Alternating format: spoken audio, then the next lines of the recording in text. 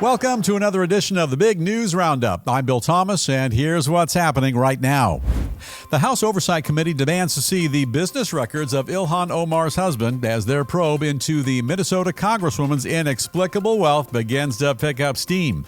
The Trump administration discovers nearly $9 billion in questionable COVID-era loans in California, my home state right here, further adding to claims that massive fraud is widespread throughout the entire Golden State. And a woke school board member in Northern California goes ballistic on her fellow comrades after a staff member dares to use the word homeless, not the H word, in one of their presentations. Also, the U.S. accuses Communist China of secretly testing nuclear weapons, and the creator of SNL Saturday Night Live names the worst guest host of all time, calling him the biggest jerk who's ever appeared on the legendary show. All this and much more coming up right now on the Big News Roundup.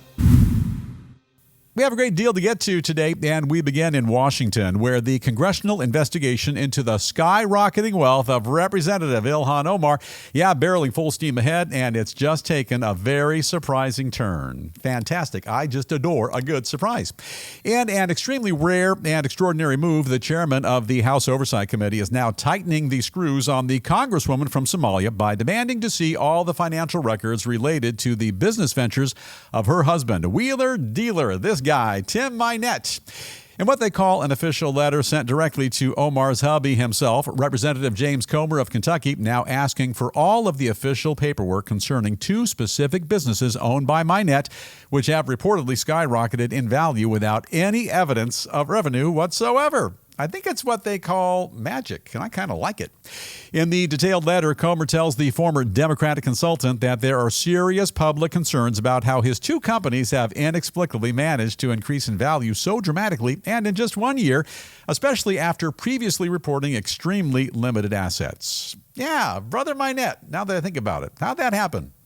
Furthermore, in addition to years of financial statements, he goes on to ask Mynett point blank to turn over all documents and communications related to international travel by anyone who's involved with either one of those companies, in particular regarding any trips they made to either the United Arab Emirates, which looks kind of like that, Kenya, or, of course, Somalia.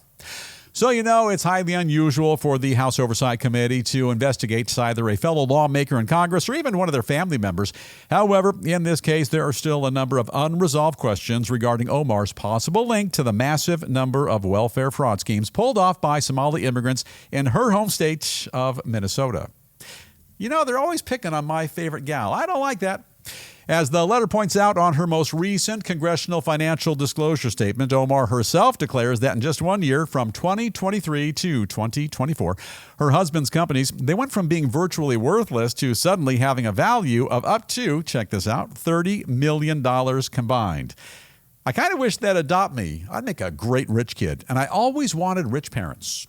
In the meantime, investigations into both the Somalia-born Congresswoman and her hubby are apparently nothing new. And according to reports, official probes into both of them initially began under the former Biden administration, but up till now, they both adamantly deny any wrongdoing whatsoever. They didn't know anything. And final thought, this is the News Roundup Lowdown. Now, here's the bottom line. I can't speak from personal experience, as I've never actually exchanged wedding vows, never took a bride, but my insiders tell me that when you hitch up, you kind of combine forces, finances, and all the rest. The two shall be as one, and so on. Therefore, if Madam Omar's husband, and at last count, I think that's husband number 3, mysteriously had a massive, almost overnight increase in wealth, then she did too. And inquiring minds like you and I, we want to know more. Now look, in science, they say money doesn't grow on trees. To our knowledge, they don't have rich relatives who recently died and left them a ton of dough. And if they won the lottery, I think that would have been in the news, and I would have told you about it. The dough didn't fall from an airplane and land in their backyard. They didn't strike oil in Texas, and the Patriots haven't beaten the Seahawks yet in this weekend's Super Bowl game, so she couldn't have won big by betting on New England. Well, not yet anyway. The money came from somewhere, and the committee is simply trying to figure out where it came from. I'm sure when the investigation's all wrapped up, there's going to be a simple, easy-to-understand explanation which kind of clearly outlines where all that cash came from. And by the way, just because there was a legendary amount of fraud in Minnesota's 5th District, the one that she represents, please don't jump to conclusions and suggest there's some kind of goofy tie-in connecting all that fraud with her and Mr. Mynett's sudden surge of spendables in their little bank account. After all, at the end of the day, in my mind, they seem like a pretty honest couple to me. I will stay with the related topic just a bit longer. Shift our focus now from Minnesota to the staggering amount of widespread fraud, which is currently plaguing the most popular state in our nation. That's my home state right here, California. Right now, the Trump administration in the process of unearthing an enormous number of massive fraud schemes here, sunny California, and despite claims by Golden State authorities to the contrary, they're finding more of these heinous scams each and every day. In their latest discovery, the Small Business Administration says they've just found nearly $8.6 billion in shady loans that were handed out frivolously by California officials during the COVID-19 pandemic. And as a result, they're now suspending any further assistance for more than 100,000 borrowers who were allegedly part of those schemes. According to the SBA, the accused fraudsters allegedly lined their own pockets by taking advantage of a number of lax payroll protection loans and other disaster-related loans, which were designed to help people scrape by during the pandemic. Now, the SBA also says they're taking decisive action in order to deliver accountability, and states whose unchecked welfare policies are creating a culture of fraud and abuse. And guess who's at the expense of? Yeah, law-abiding taxpayers and small business owners. Furthermore, the agency claims that this latest move is their most significant crackdown ever on pandemic-era fraud, and that it shows the colossal scale of corruption, which was tolerated by the Biden administration for literally years. They're also likening it to their recent actions in Minnesota, which is reportedly a drop in the bucket by comparison. In the meantime, California officials say the Trump administration gravely mistaken when it comes to their baseless accusations concerning Golden State fraud.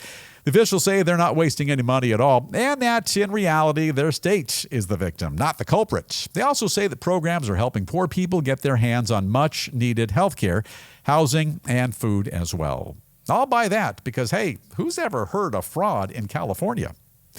Final thought, and this is the News Roundup Lowdown. When you really stop and think about it, California is really nothing like Minnesota. Over there, they have close to 12,000 lakes. California, I think we have 3. There's Lake Arrowhead, Big Bear Lake, and Shasta Lake up north. That's about it. Minnesota gets tons of snow every year, and here in California, it's sunny and hot each and every day. Although it almost rained last Tuesday, and it was crazy. There was a big run on umbrellas.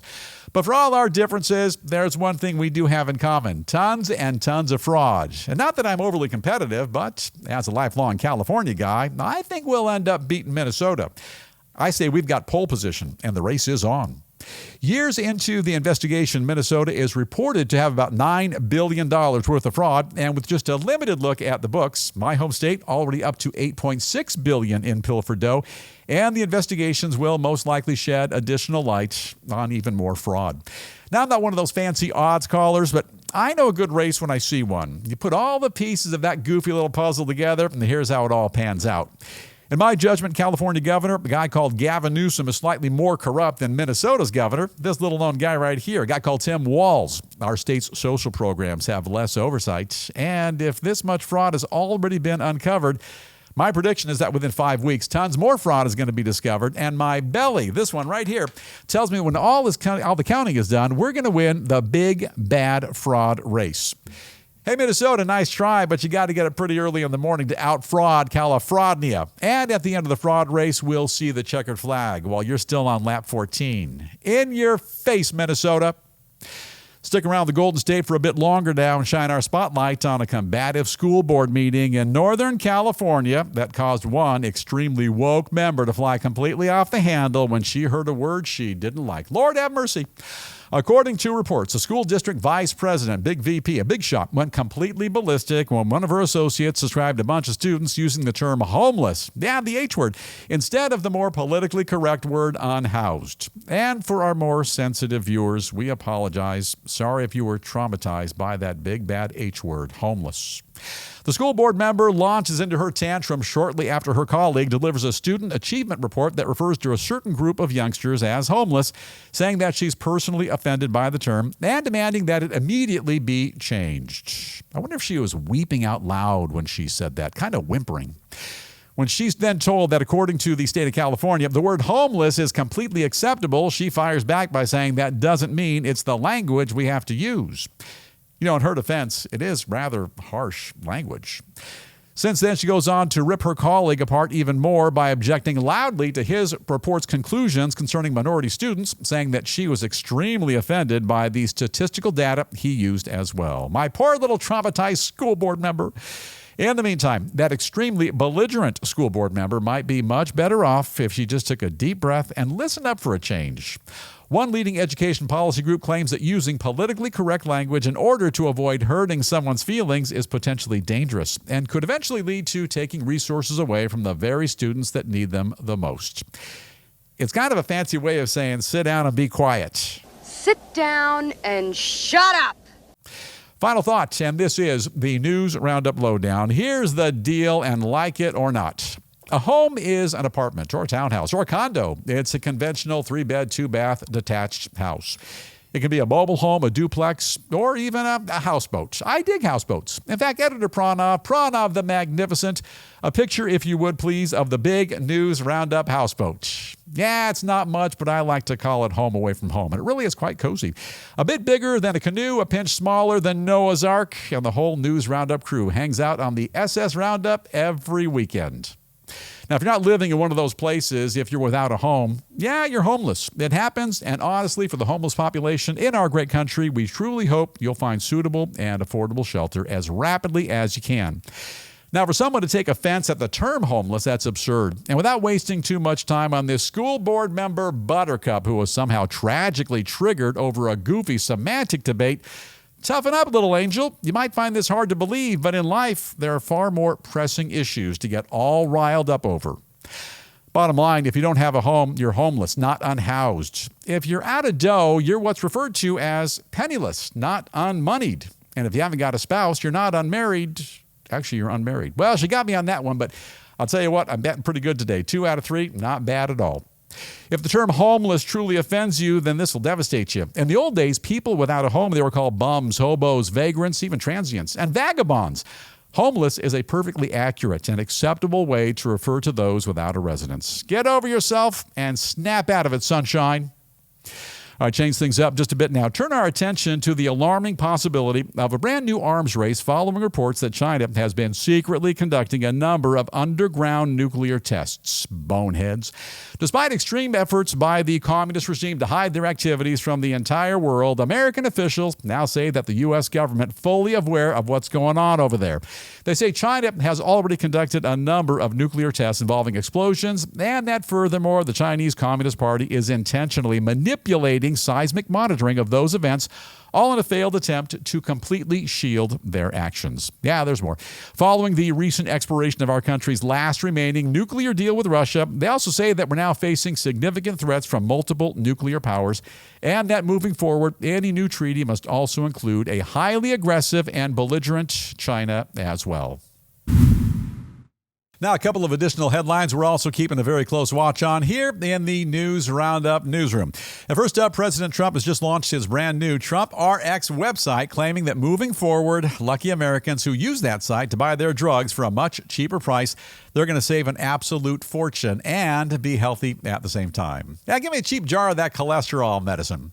Moving along, 47 also admits he's now a bit bothered by the congressional probe into former President Bill Clinton's connection to convicted sex offender Jeffrey Epstein, with the White House adding that the two American leaders still share a very good relationship. That's virtually impossible, but it is sort of kind of fun to hear and think about.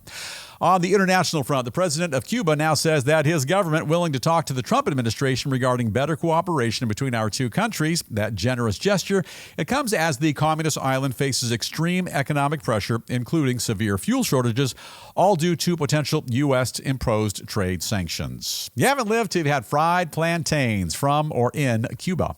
And in the world of finance, a legendary day today on the street as the Dow closes above 50,000 for the first time in history. Check your 401 this weekend. You're going to be very happy and very surprised. And now a quick gander at a bit of showbiz news, kicking things off today with a surprising revelation concerning the worst guest host in the entire 50-year history of Saturday Night Live. According to both the show's creator, Lorne Michaels, and a number of cast members as well, the most dreadful guest host ever to grace their stage was none other than this tough guy, Steven Seagal, who thought he was too cool for school, came up with terrible ideas as well, and simply wasn't funny at all. Now, it's really kind of a feather, actually, in the cap of big bad Steven Seagal. In the 50-year, half-a-century history of Saturday Night Live, he's been handpicked as the worst to ever host on the program. I actually saw his episode. It was, in fact, pretty bad. It was tragic. However, he was brilliant as Detective Sergeant Nico in 1988's Above the Law, and even better in 1992's Under Siege, also starring perpetually confused guy Gary Busey. Sensei Siegel's a heck of a fighter, and in his day, he was a top-notch movie star as well. And in Hollywood, legendary superstar Adam Sandler back in the news again, but this time it's for something he didn't even do. 59-year-old Happy Gilmore now shooting down viral rumors on the internet which claim he recently had to rescue his 19-year-old daughter from a snooty Chanel store by dropping $300,000 on designer handbags. It's according to Sandler anyway. That story, he says, was one of the weirdest, dumbest, 100% made-up things he's ever heard. Yeah, it's a goofy little thing they like to call fake news. And now we all know the real deal. Although, for full disclosure, there's a wicked rumor floating around town right now that Mr. Sandler's attorneys paid me $18 million to say that story was fake news. And for full disclosure, that's also fake news. But when you explain that story in what I think is a truly authentic and newsworthy manner, it all sounds perfectly credible. Now off to the weekend to spend some of that dough, some of that $18 million. I'm going to go shopping. I want a green Harley Davidson motorcycle, maybe a new bowling ball, a pinball machine, and my very own ice cream parlor. Life is grand when you got $18 million to toss around. And with that, time for us to call it a wrap on the old big news roundup. So have an awesome day today. Don't forget to stay safe. Enjoy this weekend's Super Bowl game, the Winter Olympics as well. And if you haven't done so already, it's right there. Hit that little subscribe button. There's nothing to it. With that, we're going to dim the lights and fade to black, and we'll see you right back here next time for another edition of the Big News Roundup.